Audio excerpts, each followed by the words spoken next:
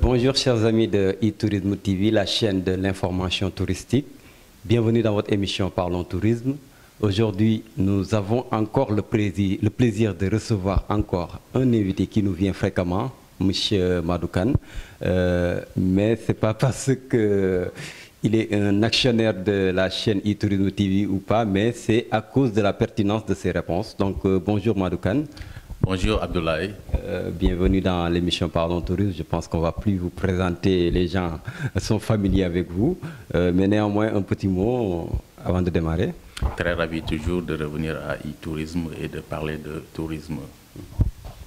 Donc Madou, le prétexte de cette invitation est que récemment vous aviez été en voyage en Afrique, je dirais à Libreville. À cause d'une rencontre qui parlait de tourisme, et nous, tout ce qui parle de tourisme nous intéresse. Pouvez-vous revenir un peu sur votre rencontre là-bas? Exactement, nous avons été à Libreville pendant 4 jours, dans le cadre des rencontres africaines du tourisme durable, qui a été organisé par le réseau africain des professionnels du tourisme, en collaboration avec le ministère du Tourisme du Gabon et Tourisme sans frontières. Donc vous avez parlé tantôt de réseau africain des professionnels du tourisme, RAPS. Pouvez-vous revenir un peu encore sur ce réseau-là, son importance dans le tourisme africain? Oui, le RAP a été créé à Abidjan, lors d'une assemblée générale qui a regroupé 19 pays africains. Et cette activité que nous avons organisée à Libreville est la première activité phare, n'est-ce pas, organisée par le réseau. Donc c'est un réseau qui a pour mission de promouvoir le tourisme africain et de mettre en synergie les professionnels du tourisme dans le but de les capaciter du point de vue professionnel et de faire en sorte que l'Afrique soit présente au niveau du tourisme.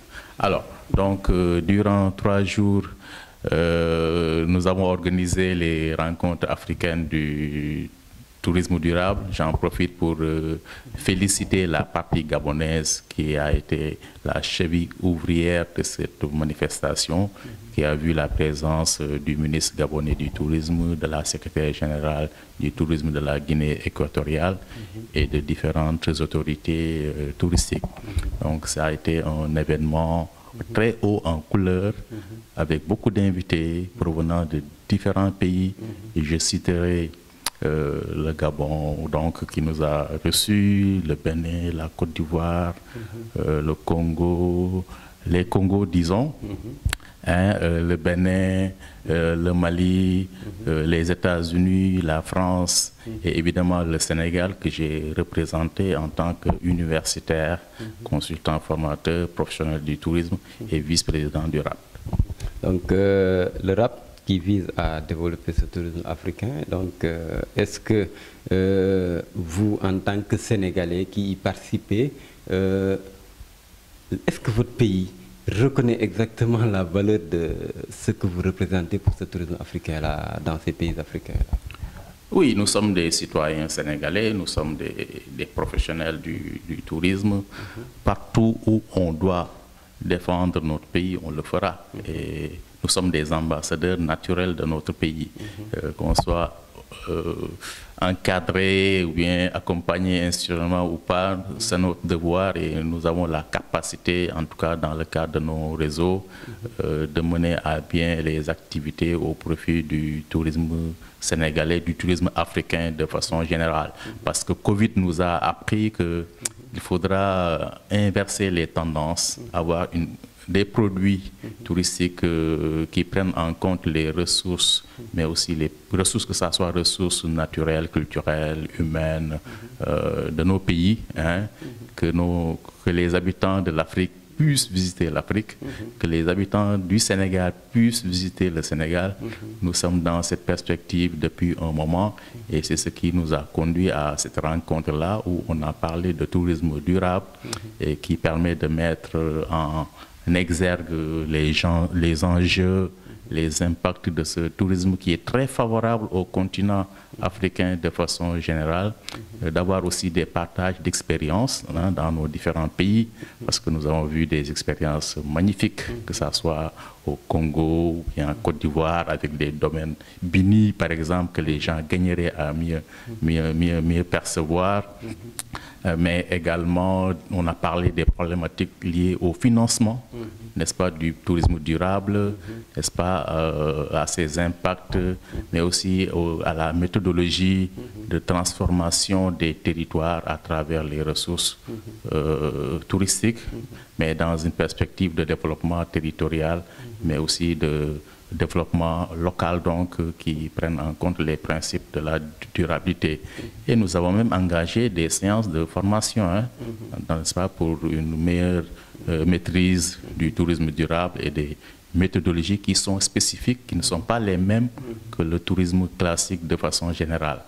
Et pour joindre l'utile à l'agréable, nous avons visité le musée national du Gabon, qui nous a permis de voir les ressources culturelles de ce pays, mais aussi on a terminé par une randonnée pédestre au niveau de la forêt, la forêt des géants, comme on dit, avec un arbotérium qui permet aux gens de connaître les essences, en tout cas en termes d'arbres de ce pays qui sont magnifiques, et voilà, avec un circuit qui permet d'avoir une meilleure connaissance de ces espèces et de comment on pourrait développer nos pays à travers ces ressources-là, que les savoirs endogènes maîtrisés, mais que nous avons un peu du mal à exploiter.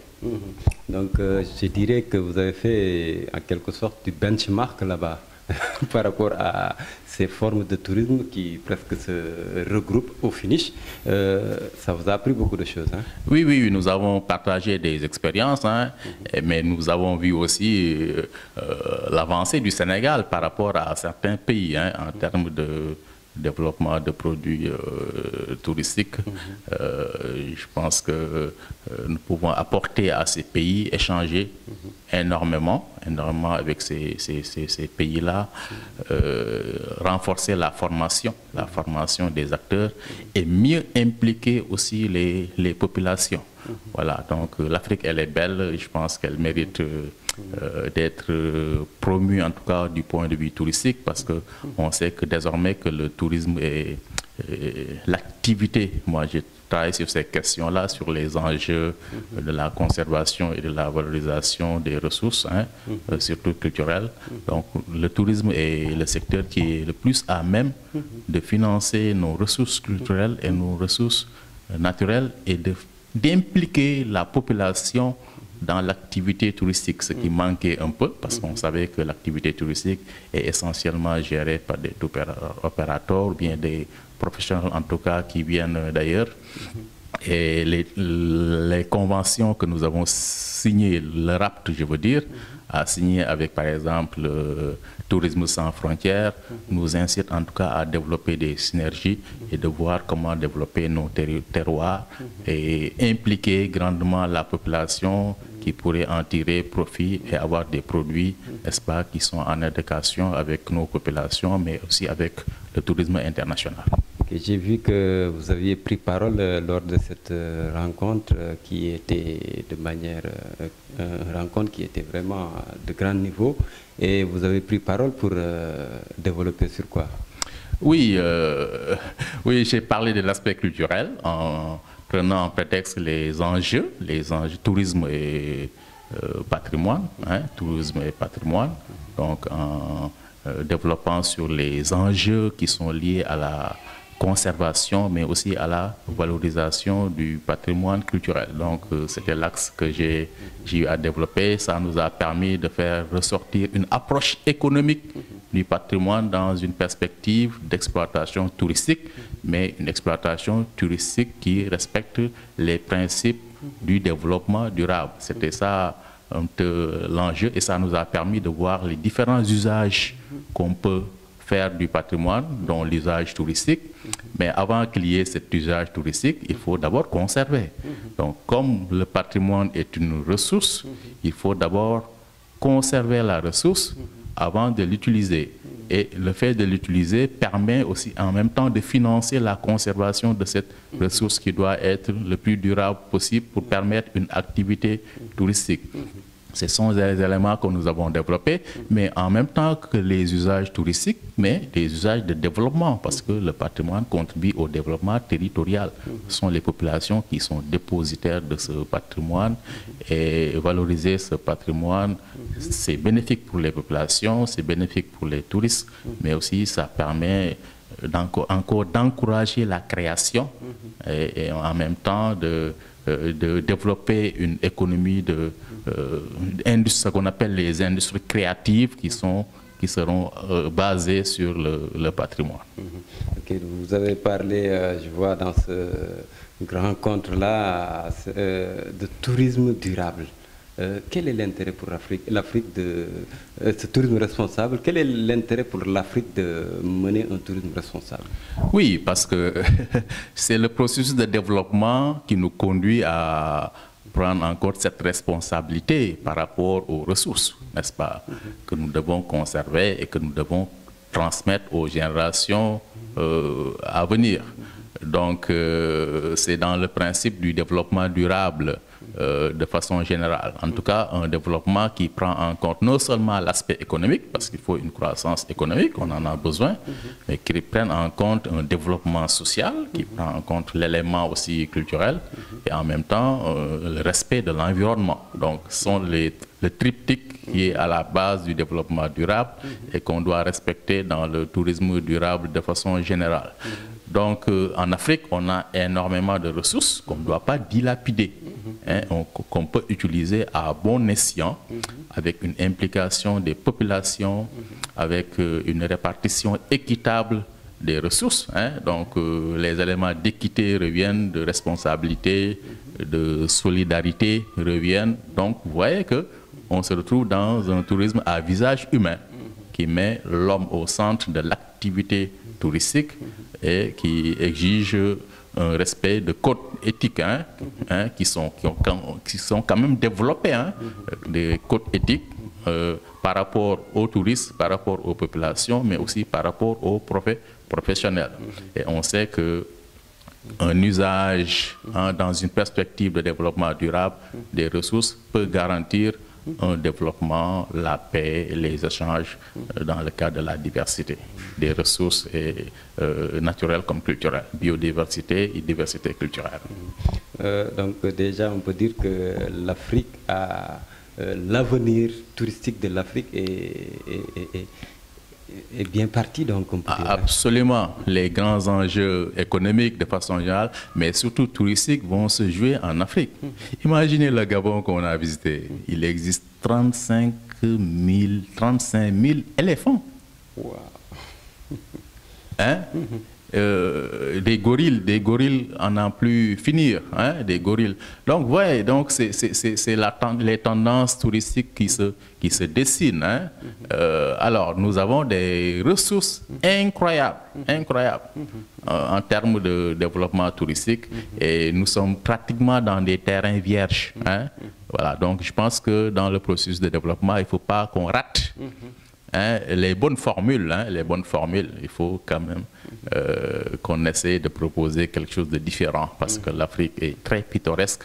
Les gens ont désormais envie de découvrir l'Afrique et de se départir des images qui étaient pas belles de l'Afrique, pauvreté, guerre, alors que nous devons montrer un autre visage, montrer nos chutes d'eau, nos ressources naturelles, nos montagnes, nos forêts, la faune qui existe, nos belles plages.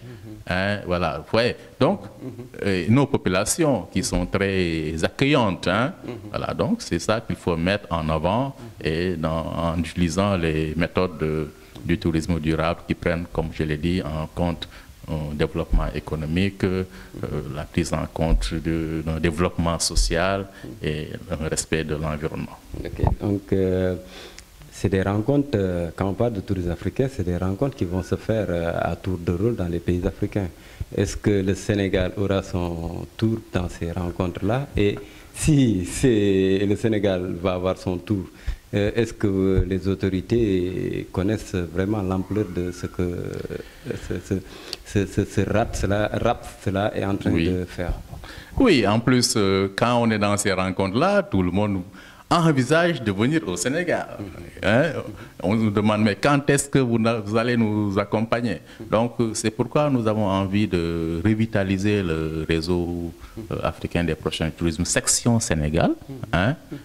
Qu'on s'organise mieux et qu'on puisse, en tout cas, travailler avec la tutelle, avec toutes les organisations du secteur privé, qu'on soit dans les conditions, dispositions pour accueillir une grande rencontre du réseau africain des professionnels du tourisme. Parce que là où on a été, que ce soit en Côte d'Ivoire ou bien au Gabon, le standard était très élevé. Était très élevé en termes d'organisation, mais aussi en termes de participation, ce qui suppose un appui de la tutelle.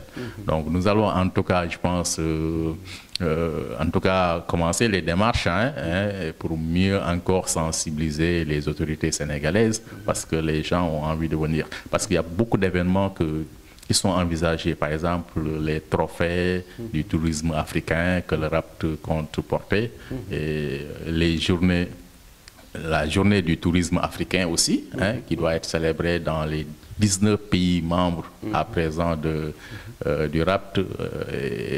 On était parti aussi pour être observateur au niveau de l'OMT, Organisation mondiale du tourisme. Ouais, donc, je pense que nous allons prendre en tout cas toutes les mesures possibles pour que le Sénégal puisse abriter une grande rencontre, que ce soit l'Assemblée générale, ou bien les rencontres africaines du tourisme durable, ou bien les trophées du tourisme africain, ou bien d'autres activités qui sont prévues dans le cadre du RAPT.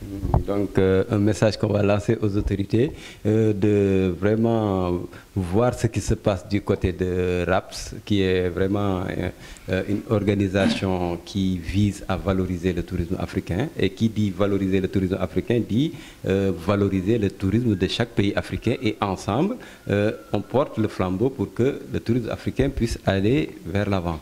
Donc, est-ce qu'il y a le tourisme, ce RAPS-là, vise à travailler aussi avec le côté international aussi, Mais bien sûr, et ça me permet de féliciter le président du RAPT, mon ami et frère Kouadio Marcel Gougou, qui est de la Côte d'Ivoire.